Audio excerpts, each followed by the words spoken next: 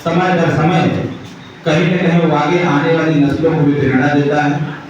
और जो प्रेरणा स्रोत होते हैं, ऐसे लोगों से हम सब लोग ज्ञान अर्जित करते हुए उनके कार्यों से,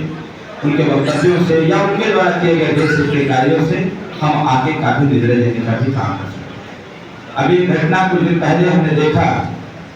जिस प्रकार से मैनपुरी में ये विपक्ष के साथी चुनाव में इतना मदहोश हो गए थे तो वो यह भी भूल गए कि किसकी मूर्ति है किसकी नहीं है, और अगर मूर्ति है तो उसका सम्मान करना चाहिए कि उसका अपमान करना चाहिए। इसकी पीड़ा हम लोगों को भी हुई और हमने देखा कई जगहों पर लोगों ने,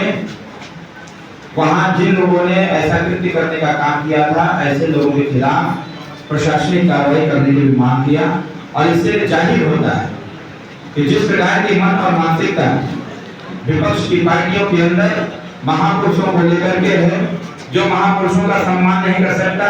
जो उनके आदर्शों को नहीं स्वीकार कर सकता, तो फिर आने वाले समय में जिनके आदर्शों पर ये समाज, ये जनता चलती है, फिर उनका कैसे सम्मान कर सकता है। साफ और स्पष्ट यही कहना चाहता हूँ।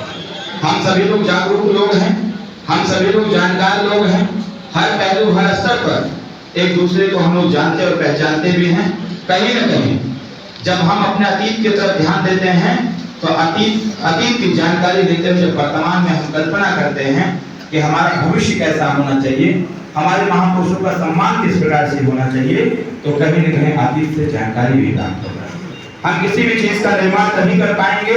जब हम अपने अतीत को जानने का प्रयास करें, अपने इतिहास को जानने का प्रयास करें। जैसा हमारा इतिहास होता है उसी प्रकार की आने वाले वर्तमान समय में या भविष्य में जागरूकता भी होती है। और जब वर्तमान में जागरूकता होती है तो उस जागरूकता से कहीं न कहीं भविष्य का निर्माण भी होता है। और भविष्य यही कहता है कि आने वाली नस्लें, आने वाली जनरेशन है, वो जनरेशन कहीं न कहीं ऐसे तमाम महापुरुषों को भुला न दें। इसके लिए हम सबको, आप सबको, हम सब लोगों को मिलकर के ऐसे महापुरुषों के बारे में चर्चा करने की नितांत आवश्यकता है। और चर्चा ही नहीं, उनके आदर्शों को बताने की आवश्यकता है, उनके व्यक्तित्व की चर्चा करने की आवश्यकता है, उनके द्वारा किए गए देश हित के कार्यों के बारे में बताने की आवश्यकता है। विकट से विकट परिस्थिति में जब उस परिस्थिति से निकल करके या जूझ करके जब इस देश की आन बान सम्मान की रक्षा करने का काम किए हैं, तो ऐसी भी बातों को बताने की आवश्यकता है, ताकि जो नकारात्मक सिचुएशन क्रिएट किए जा रहे हैं या फिर जो नकारात्मक चीजें हमारे इर्द गिर्द घूमती हैं,